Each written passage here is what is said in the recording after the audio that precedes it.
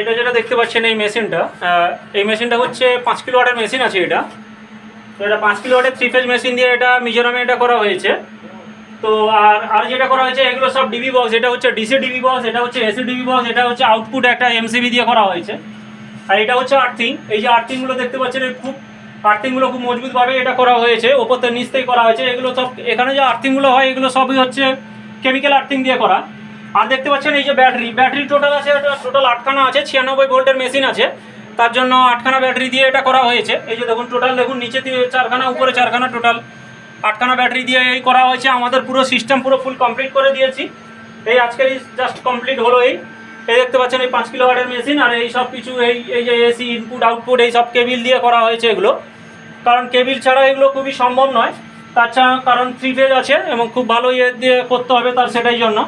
আর প্যানেলটা অবশ্যই উপরে দেখিয়ে দেবো, প্যানেলটাও খুবই ভালো ইয়েতে হয়েছে, সেইভাবে বসানো আছে। প্যানেল উপরে আছে, টোটাল 10খানা প্যানেল আছে, 10খানা প্যানেল দিয়ে এটা করা হয়েছে। টোটাল 5টা করে সিরিজ করা হয়েছে, আর যেখানে মোটামুটি আপনার 210-15 এইরকমই ভোল্টেজ আসবে, ডিসি ভোল্টেজ এইরকম অবস্থায় এটা করা হয়েছে।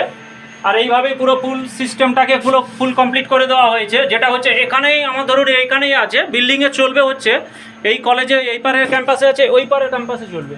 এই যে বড় ক্যাম্পাসটা দেখতে পাচ্ছেন এই ক্যাম্পাসে কিন্তু চলবে, ওখানে বসানোর জায়গা নেই বলে আমরা এখান থেকেই আমরা করে দিয়েছি। তো এখানে এইভাবেই করে আমরা ফুল করে দিয়েছি। এইটা হচ্ছে আউটপুট লাইনটা ওখানেই চলে গেছে। আর এসি ডিসপুট এটা শুধু আমার লাগানোটা শুধু বাকি আছে, আমার এটা লাগিয়ে দেবো, হয়ে যাবে কমপ্লিট।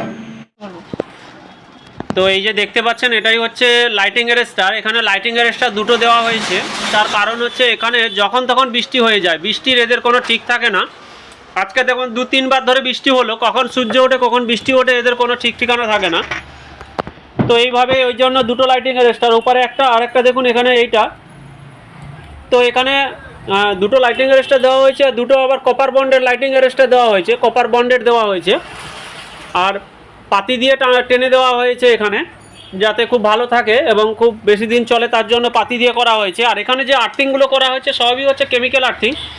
এখানে কোনো প্রকার আমাদের মাটির নেই যে কোনো প্রকার শুধু কয়লার গুঁড়ো লবণ দিয়ে করে দেবো, সেরকম হবে না। এখানে কেমিক্যাল দিয়েই আর্থিং করতে হবে, কারণ পুরো পাহাড়ের উপরে আর্থিং করতে গেলে সম্পূর্ণ কেমিক্যাল আর্থিং দিয়ে করতে হবে। আর এদের এখানে দেখেছি দেখুন প্রত্যেকটা প্রায় বাড়িতে সোলার বসানো আছে, তার কারণ হচ্ছে এখানে হচ্ছে বেশিরভাগ হচ্ছে লোডশেডিং হয়, দিনে 3-4 বার করে লোডশেডিং হয়ে যায়। তার জন্য এখানে এদের প্রায় ঘরে আমি দেখলাম যে প্রায় ঘরে মোটামুটি লোডশেডিংয়ের জন্য সোলার বসানো আছে।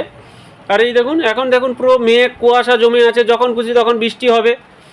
তো তার জন্য এখানে উপরে কাজ করাটা খুবই টাফের হয়ে যায়। একদিন পুরো লেগে গেছে এই সোলার বসাতে, যেটা 3 থেকে 4 ঘন্টার মধ্যে হয়ে যাওয়ার কথা, সেখানে একদিন পুরো লাগিয়ে দিতে হয়েছে। কিছু করার নেই এখানে, কারণ উপরে উঠে আসছি আবার বৃষ্টি হয়ে যাচ্ছে, তার জন্য এখানে উপরে ও টিন সেটের উপরে গ্রিপ করে দাঁড়িয়ে থাকা বা করাটাও খুবই টাফের। তো সেই অনুযায়ী আমরা ধীরে সুস্থে কাজ করতে বাধ্য হচ্ছি, কিছু করার নেই। তো ধীরে সুস্থে কাজ করে মোটামুটি সমস্ত কমপ্লিট করে দিয়েছি। তো নিচেও তো দেখিয়ে দিলাম যে কী সিস্টেমটা চলছে। 3 ফেজ মেশিন দিয়ে আমরা করে দিয়েছি, আর 3 ফেজ মেশিন দিয়ে এখানে করা হয়েছে। তার কারণ হচ্ছে এই কলেজটাই হচ্ছে রিসার্চ করে, তো বিভিন্ন 3 ফেজ মেশিন আছে, ওই 3 ফেজ মেশিনগুলো এই মেশিন দিয়ে রানিং করাবে, তার জন্য হচ্ছে 3 ফেজ মেশিন দেওয়া হয়েছে।